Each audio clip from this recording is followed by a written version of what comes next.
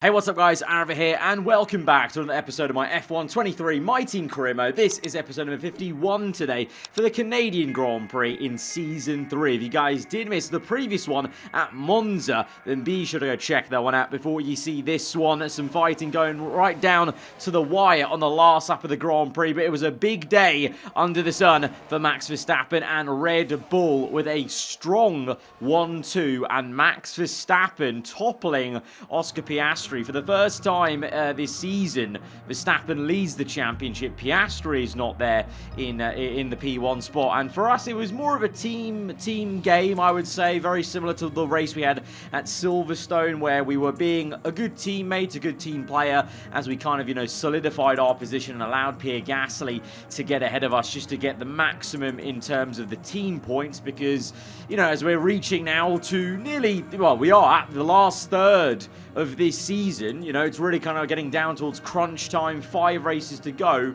I think now the chances of us getting into a late Drivers' Championship title fight here with Piastri, with Verstappen, are maybe slipping away now, and it's really time to focus on just that Constructors' Championship, so i.e. maximising both myself and Gasly's points every single race, and this is going to help this delayed ultimate front downforce upgrade that we had to repurchase, annoyingly, but it is coming. Obviously, we've still got the rear one to do, but I went for front downforce because there's been a few times where I felt like we've lacked a bit of a punchy front end, let's say. And I think the next upgrade, honestly, might be brakes, because I've very much had an issue of slowing this car down a few times, and I feel like the car is actually too quick for the brakes we've got at the moment. But even with this ultimate upgrade, ironically, we actually go one spot lower in the R&D chart, because Alpine bring even more upgrades than us. But I just want to show you, we've got an ultimate upgrade, the biggest upgrade in the game, and look how subtle of a movement that is in the R&D chart, and also how much the AI are keeping up with me, with the obviously reduced R&D for myself, the increased R&D for them. It's been really tough this season to really make ground and catch up, especially to McLaren, who had obviously a massive winter break. But yeah, we bring one ultimate upgrade, but so do Mercedes, so do Aston Martin, so do Red Bull, McLaren, and Alpine clearly brought maybe 2 or 3 with the way they've improved. And so technically, on paper, we're actually one spot lower, but obviously we've actually all closed up in terms of the gap from Alpine to McLaren. You can see only one race to go. It's now a lot more narrower, so the competition for the top 10 shootout is going to be even harder, I would say. But I think also going to have to take it track by track. I think Canada, this could be a strong circuit for us, just like in the Belgium Grand Prix, that compromise of some high-speed corners, but also, you need a good top-line speed. So hopefully we can have a better showing here at Canada. I think the My Team car has always gone well around Montreal, and of course, for myself personally, it's one of my all-time favourite circuits to drive on the F1 game and in real life as well. So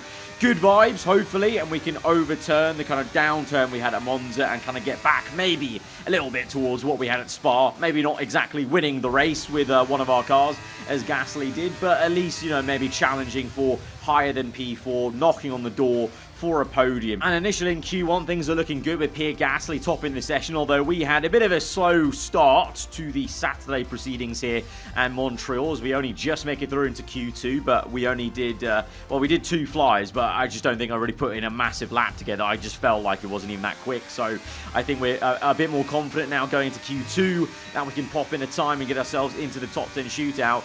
And yeah, I mean, I think the goal is to try and at least outscore one of the McLarens, one of the Red Bulls.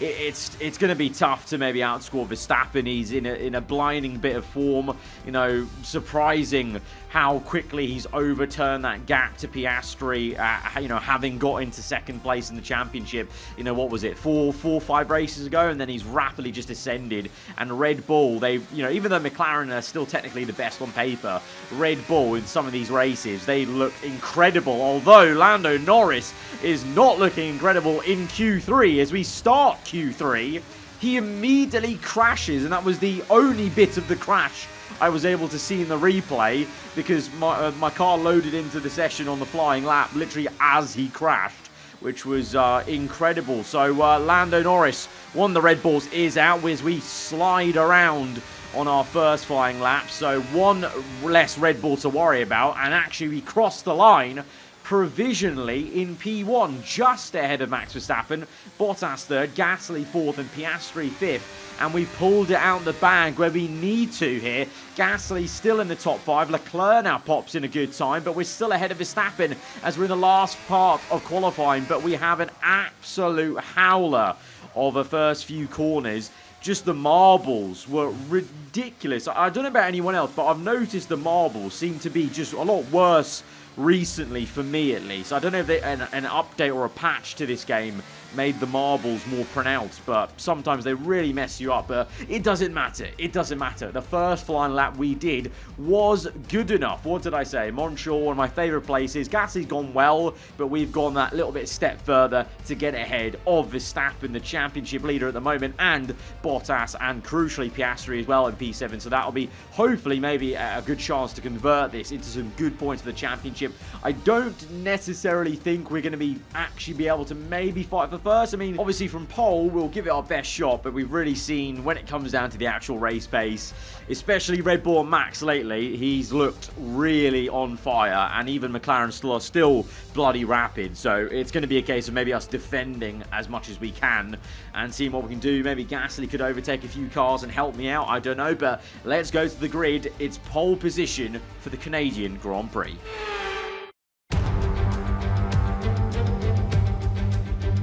Here in Montreal, lights out is quickly approaching on this artificial island originally built for the World Fair in 1967. Now it's used for a World's Fair of a different kind, ever since Formula One first arrived here. We're back in Montreal for the Canadian Grand Prix. With top speeds of around 210 miles per hour heading into the overtaking opportunity of turn 13, the 2.7 miles of the circuit Gilles Villeneuve are some of the quickest on the Formula One calendar. There are 14 corners in total, with 60% of the lap taken at full throttle, and average speeds clock in at about 130 miles per hour. Let's run you through the driver grid order for today's exciting race. It's the owner-driver then in pole position, and Max Verstappen lines up alongside. Considering the rest of the grid, we have Bottas, Leclerc, Gasly, Russell, Oscar Piastri, Albon, Mick Schumacher, Norris, Sainz, Fernando Alonso, Ricciardo, Ocon, Perez, Hulkenberg, Tsunoda, Magnussen, Stroll, Théo Pourchaire, Sargent and Liam Lawson. With preparations almost complete, let's head down to the track. And joining me again for the race today, Natalie Pinkham. The last few races have been a bit rough for them, unable to get a clean run. That's got to have some effect on their confidence, surely. Certainly confidence is an important factor, and every time you're involved in an accident, it's not just the car you damage, but that confidence as well. But all the top racing drivers are able to tune that out when the race gets underway and focus on the job at hand. Clear skies in Montreal, so no sparring in the works there with the weather. And as a team, we are going very bold with our tyre strategy, because both myself and Pierre Gasly, you can see in the top left, have decided to start on the hard tyres. Although it's not a gamble really for us, maybe, because we know this My Team car in F1 23 loves the hard tyres. The amount of performance we've had on the hard, sometimes compared to fresher mediums, has been ridiculous. The medium tyres, the rest of the grid have decided to choose. I think maybe a couple might even be on softs, but those around us are on medium. So myself and Gasly will be looking to try and keep things clean and go as long as we can into this Grand Prix. That will hopefully give us a bit of good clean air actually once everyone comes in for their first pit stop earlier than us off the mediums. But initially we might be a little slow because it is a harder compound, and that's why I've lined up my car facing towards Max Verstappen's side of the grid to try and block him off as we go to 5 red lights for the Canadian Grand Prix. We're underway, and it is one of the best starts I have ever had on this game, and it's a shocking one for Verstappen. We gained 0.6 of a second off the line. Immediately in the corners, though, we're losing time as these hard tyres don't have the same amount of grip, but for a hard compounder tyre, that really got off the line really damn well. We didn't even need to really put our car towards Max's side, but into the hairpin at turn 1, all of that hard work is undone by a simple error of going defensive on the inside, getting a bit on the marbles and the dirty side of the track. So overall, a really frustrating opening lap then. We did so well off the line, and we basically threw it away at the hairpin, and now Verstappen has a chance to maybe try and use some clean air, use the medium tyres, but thankfully, the hard tyres start to come towards us, so we set a purple in the last sector on lap 5, and we're in DRS, which is helping us a lot to stay in range, as Leclerc was in range of an overtake on Bottas, but it's all gone wrong. The Ferrari's lost the tyre compound,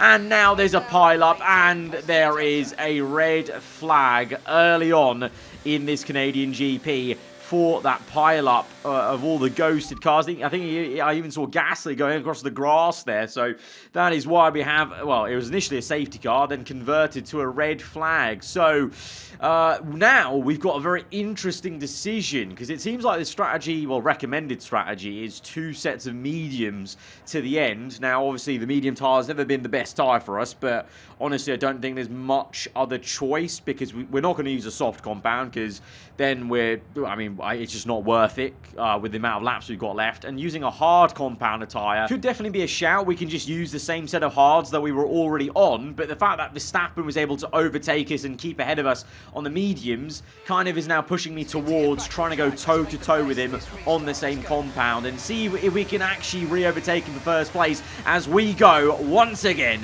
from 5 red lights for the second time here in Montreal. Verstappen squeezing us to the right-hand side. We get the jump though into turn 1. He comes back at us though through turns 2. We're side by side, few little marbles on the inside as we try and get the power down and squeeze out the Dutchman, but he's still there on our outside, but down the crest through that quick chicane. We managed just to literally wrestle our car through, as we have a bit of a moment there on the back end as Alexander Albon's making places up. He's chosen the softs on this red flag restart. Fair play. I said my reasons for not doing it, but Albon could actually be a bit of a nuisance now for us as Verstappen comes back at us though, and he's going to take us off circuit. Verstappen gives us no room to work with, and we've got an illegal overtake on him because he pushed us off and gave us no room. He actually even cut the corner on that right-hander, whilst he then gave me no room on the exit. So that was a little bit rude, in my opinion, and Albon has now got ahead of us because of that, because I had to let off throttle to let him by. Although, to be fair, Albon on the soft compound tyre, like I said, may have been a nuisance anyway either way, because the soft compound for now was working for him, but then literally the next lap, lap 8, he's just immediately too slow now, because that soft is probably already starting to wear out as Verstappen sets another fast lap of the Grand Prix. This man is looking very quick, but you know what? On the same set of tyres with DRS now available to us, we're not looking too bad ourselves, and we're showing that kind of pace we had to even get that pole position on the Saturday as we go from left to right, set the fastest lap of the Grand Prix and overtake Verstappen whilst we do it into turn 1 on lap 10. We're back in P1 and back into a position where we can maybe control things in this race, but Verstappen, of course, is not going to give up. He's going to come back at us, and that Red Bull is so quick with DRS. We're trying to save some battery tactically when we can, and I felt confident about defending him then, and we did so we do save a bit of battery to maybe use later on, but Max is relentless again in this second DRS zone in the middle of the lap, and now you can see also bunching up behind Albon, Bottas, Russell as well. Verstappen maybe pulling out to the inside to the hairpin. Oh, he's hit us! Verstappen makes contact with us and he's out! He's going to be out of the Canadian Grand Prix. Can you believe it? The championship leader went for the lead of this race into the hairpin, and it looked like he just got it all crossed up and just timed horrendously. I didn't even know where he was really, and just made contact with us, and it's race ending for him. I think thankfully for us we've got no damage, but we're down to P7 because we got shoved off onto the runoff area, and we're actually coming in because I'm going to try and get a free pit stop here, because I kind of, settled myself after that crash, and got my head screwed on. We've got a free pit stop opportunity here. Why not just go on to hards and go to the end of this race? From lap 12, we can definitely get to the end from lap 12 here. And it looks like no one else is coming in for this pit stop. So literally, and we're going to bunch up with the safety car. I think if this goes the way I want it to, we could be in the lead of this race by absolute miles.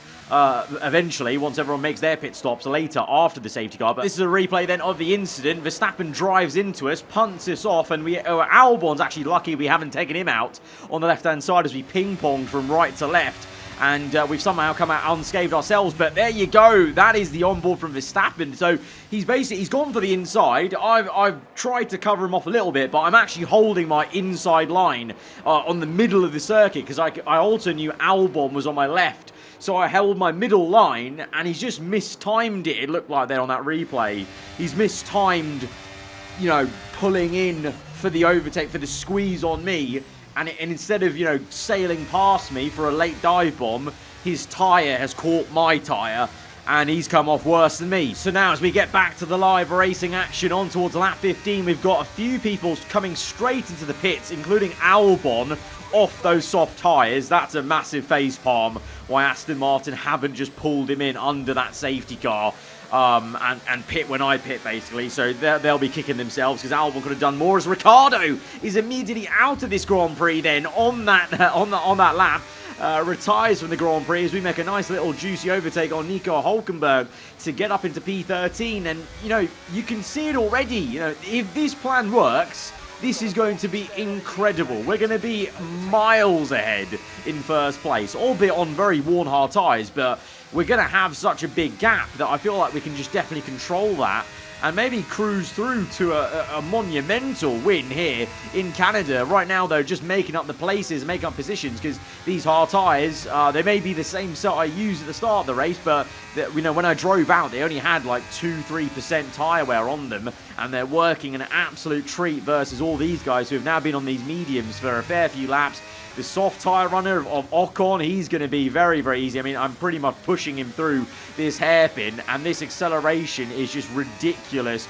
Not even with DRS yet, just battery usage. And there we go, DRS to push past the Frenchman to get up into P9. Next up, we're going to have Carlos Sainz in our targets. But meanwhile, up in the front, it's Valtteri Bottas from Russell. Gasly in third place. Gasly looking to try and go into second, though. Side by side with Russell. And whilst that's happening, we're looking to overtake Carlos Sainz into turn 1 on the outside. And Gasly is going to finish off, I think, an extraordinary move.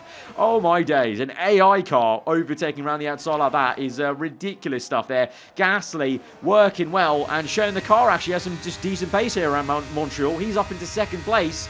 Obviously, he is going to pit on lap 20. I was going to mention eventually these guys will be pitting, and so we'll be ahead of them. We'll be ahead of Gasly, we'll be ahead of Bottas, and we will be on course for P1, I thought.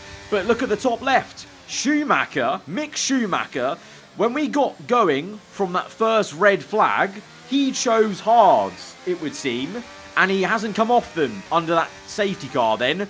So he was one of the rare people that chose to go on hards after the red flag. I was on hards and I chose to go onto mediums and then came back on hards with this safety car. Now a second safety car is out of the day, and I think Schumacher's going to be in the lead here. So no, we won't be in first. Our plan has been thwarted because not only is Schumacher ahead of us, so he's going to be P1 when the others pit, but now this second safety car has just ruined everything.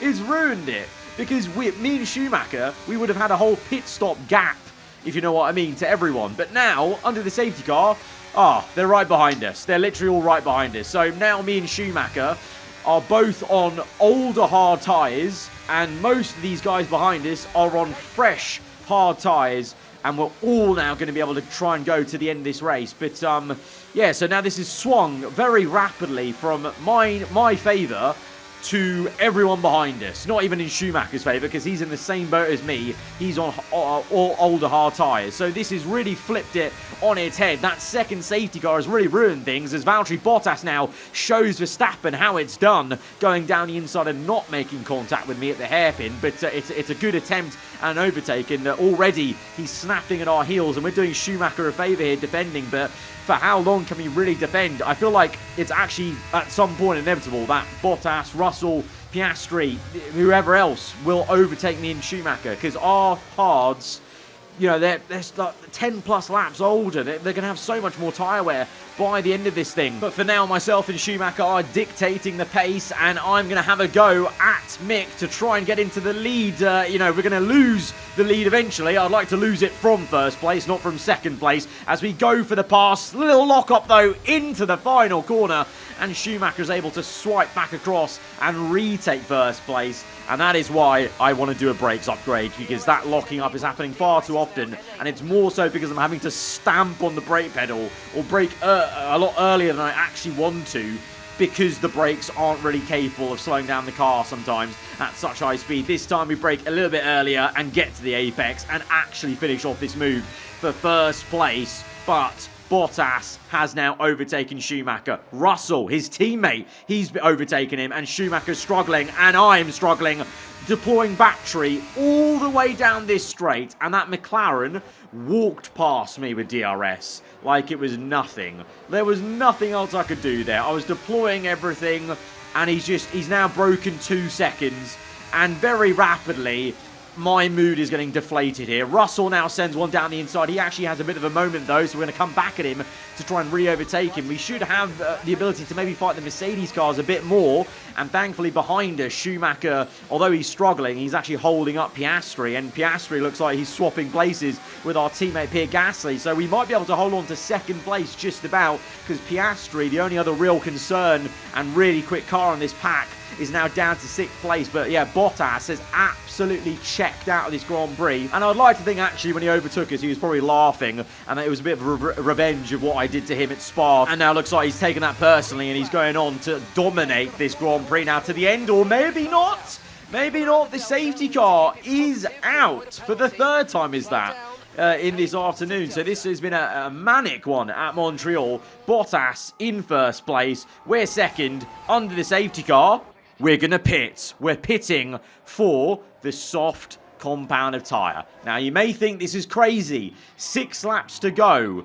But I think our tyres are done. Mine and Schumacher's tyres are done. And honestly, I think we're going to be able to repass Schumacher by the end of this race. Mark my words. That's how bad I think mine and Schumacher's tyres are, those hards, compared to everyone else.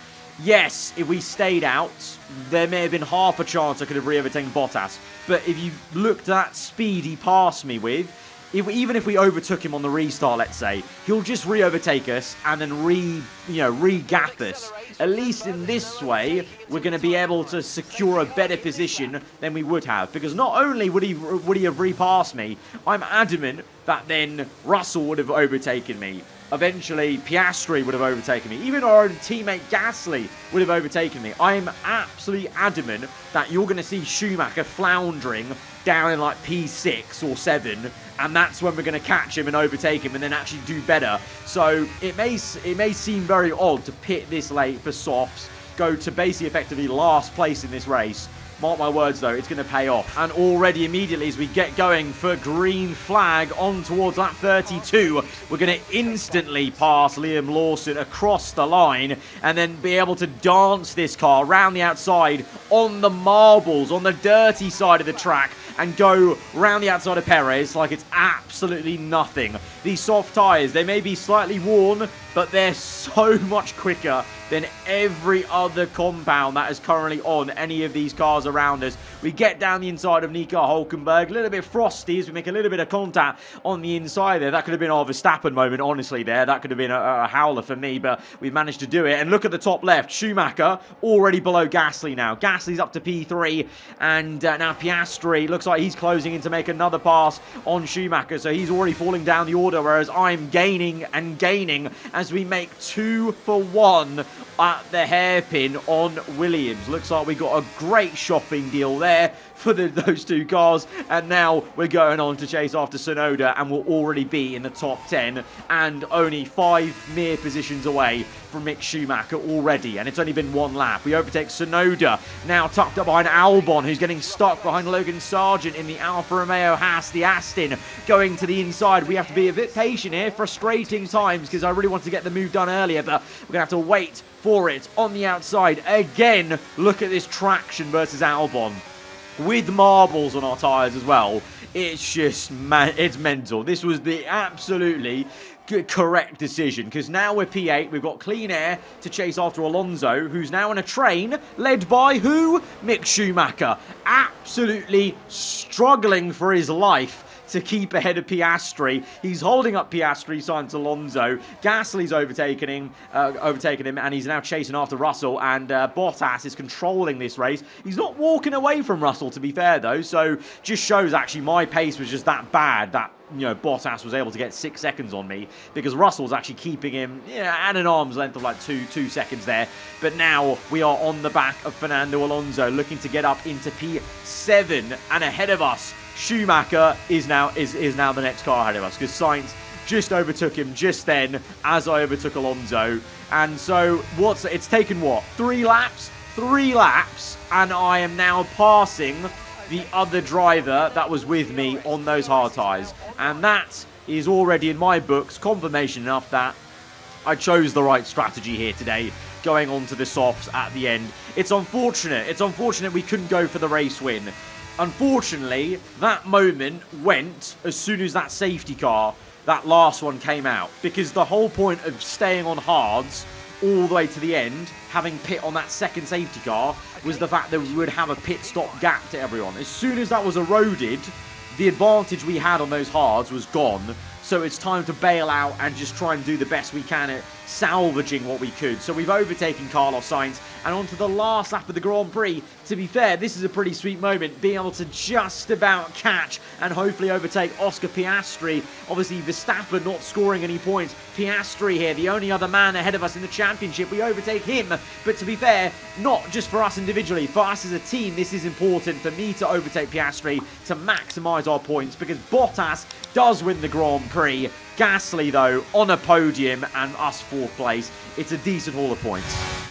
A truly magnificent drive and a great performance from the entire team to secure victory here in Canada. So, Natalie, what do you think helped them deliver this result? It's so interesting, because often I talk to racers and they say, well, it was a lonely race, but I'm glad of it.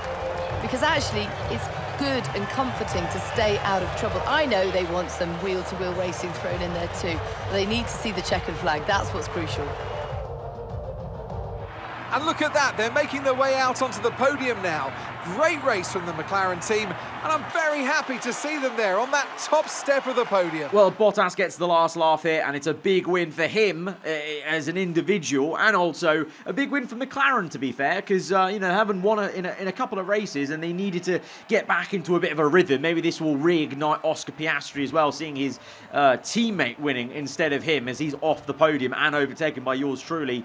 Gasly, another podium to add to his tally for this season. That will be a good confidence booster, hopefully, for him. And to be fair, even though, yes, again, for the 2nd race in a row, we've been beaten by Gasly, I'm honestly in the team game mindset here. This is just a decent haul of points for us, limiting the damage that Bottas is doing by winning, by getting 3 and 4 and being ahead of Piastri, as we still hold on to hope of maybe just being able to challenge for constructors. But we need to have one big Spa race again. We need to do it again. We need to somehow, get a 2-3 or a 1-3 or a 1-2 or something to really catch them in the Constructors' Championship. In the Drivers' title, there's 4 races left.